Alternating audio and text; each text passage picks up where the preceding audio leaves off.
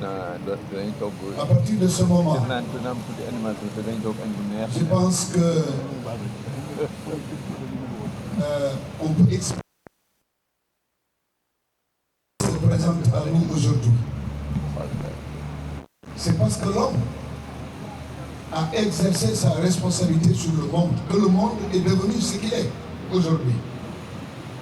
Parce que Dieu a donné à l'homme des capacités qu'il n'a données à aucune autre créature. Et c'est la raison pour laquelle seul cet homme avec grand H est capable de transformer la nature comme il l'a fait. Et l'IA procède de cela. Il ne faut jamais l'oublier. Le juge, l'avocat, le notaire, c'est des personnes qui ont prêté serment.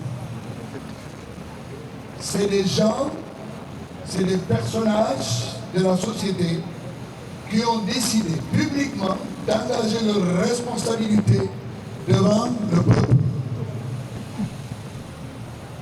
Mais un téléphone portable ne peut pas exercer de responsabilité.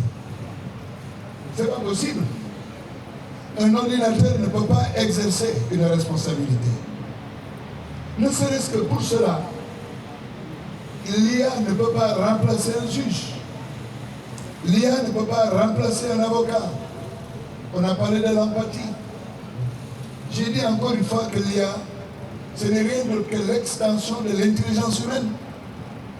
Mais l'intelligence humaine, elle est conçue d'une certaine manière par un être supérieur qui en a fait ce qu'elle est. Et c'est cette intelligence humaine qui est à l'origine de tout ce que vous voyez. Absolument.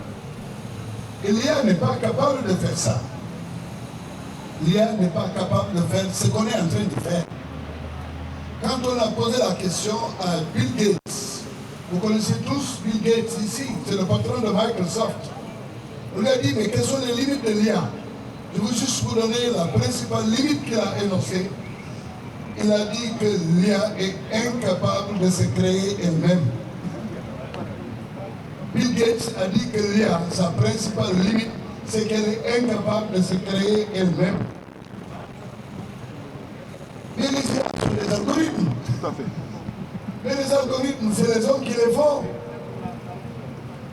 Et donc, à partir de ce moment, on a dit outil. Le juge peut utiliser l'IA comme outil. C'est pourquoi il faut qu'il soit formé dans ça. L'avocat peut utiliser l'IA. Il faut qu'il soit formé dans ça.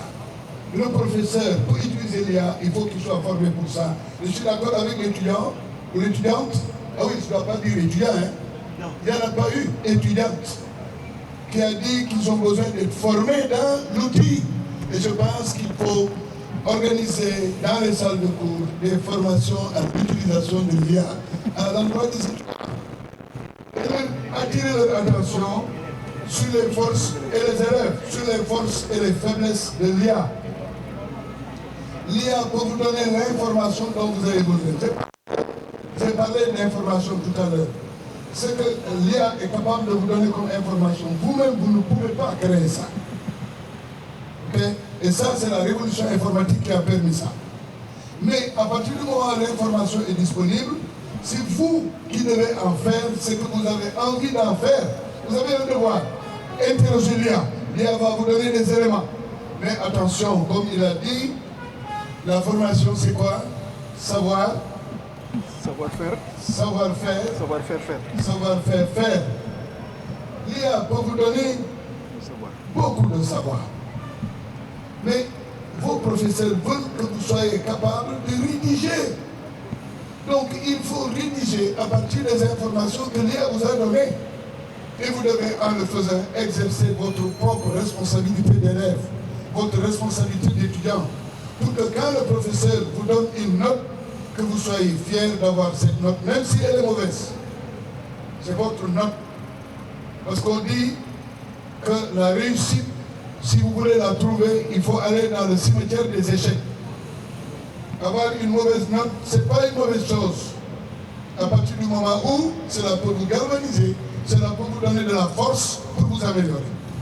Mais si maintenant vous voulez confier et transférer votre responsabilité à une machine, ça c'est votre responsabilité. Et tôt ou tard, vous allez rendre compte. Vous allez en payer le pot. Aujourd'hui, vous êtes incapable, excusez-moi, de vous attaquer, d'écrire du bon français. Parce que vous ne lisez plus. Vous ne lisez plus. Moi, j'ai dit à mes enfants même que je ne suis pas d'accord avec les livres même électroniques. Je leur achète. Quand je vais en France, je rentre toujours avec des romans que je donne à mes enfants. Je leur dis, prenez le livre et lisez. Allez chez le blanc, dans le métro, dans l'avion. Dès qu'ils s'installent, ils ouvrent le livre. Et c'est eux qui ont créé l'IA. Mais vous, non, c'est pas la peine. Vous confiez votre grammaire et votre orthographe à Google. On va vous mettre en situation, on vous surveille au bac, les surveillants sont là, on vous demande de faire un texte. Chaque mot va être une faute. Et ça, c'est pas normal. Voilà donc vraiment pour ne pas être long, c'était